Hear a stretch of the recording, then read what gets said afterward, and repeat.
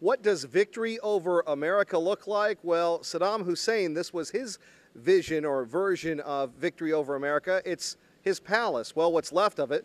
With us right now is First Sergeant Rick Williamson, who's here to tell us about this and, of course, some other things at Camp Slayer. Well, good afternoon, Kevin. As you said, we're standing in front of the Victory Over America Palace. This was originally built on Saddam Hussein's image of himself, in that we didn't kill him or invade Baghdad, Desert Storm. It was a victory. In his propaganda mind, that's the way he thought about it.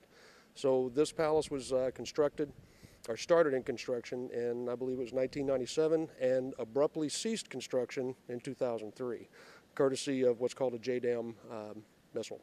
And we see the destruction here as we take a look around the Victory over America Palace. Now, from what I understand, there's also the Victory over Iran Palace?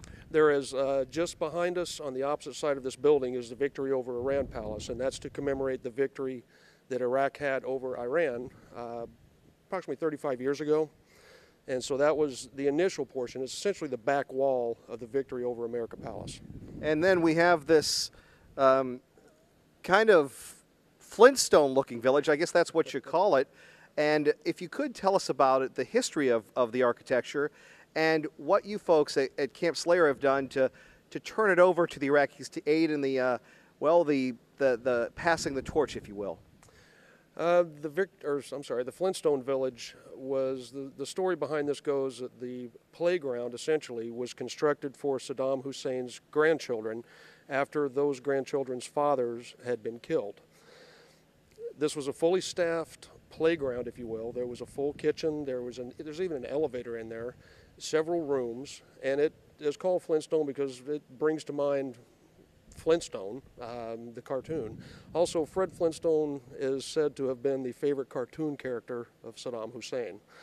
The Flintstone Village itself became a canvas for a lot of graffiti. The units that passed through here, they had to leave their mark. Soldiers will be soldiers, and it's kind of the Kilroy was here kind of deal.